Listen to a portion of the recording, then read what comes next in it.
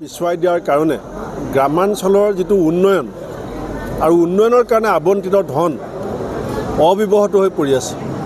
প্ৰায় 1100 কোটি টকা যদি অতি শীঘ্ৰে পঞ্চায়ত অনুষ্ঠিত কৰি পেলাই এই টকাখিনি নিৰ্বাচিত প্ৰতিনিধিৰ জৰিয়তে ব্যৱহাৰ কৰিব নোৱাৰে, তে টকা ঘূৰি যাব।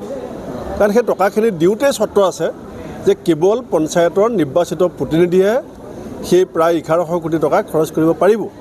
গতিকে চৰকাৰৰ যিটো আওকণীয়া মনোভাৱ, সেইটো কাৰণে গ্ৰামাঞ্চলৰ উন্নয়নৰ কাৰণে অহা প্ৰায় 1100 কোটি টকা এতিয়া ঘূৰি যোৱাৰ উপক্ৰম হৈছে। আমি এইটো কেতিয়াও কোৱা নাই যে পৰীক্ষা বন্ধ কৰি ইলেকশ্যন পাতক, কিন্তু যদি পৰীক্ষা শেষ হোৱাৰ লগে লগে চৰকাৰে পঞ্চায়ত ইলেকশ্যন ঘোষণা নকৰে, অসম প্ৰদেশ কংগ্ৰেছ কমিটি ন্যায়ালয়ৰ দ্বাৰস্থ হ'ব। কাৰণ ৰাইজৰ গ্ৰাম্য বিকাশৰ স্বাৰ্থত এই পঞ্চায়ত নিৰ্বাচন পাতিবৰ কাৰণে ন্যায়ালয়ৰ দৰ্জাত টুকুৰিয়াই হ'লেও আমি চৰকাৰক পঞ্চায়ত পাতিবলৈ বাধ্য কৰিম।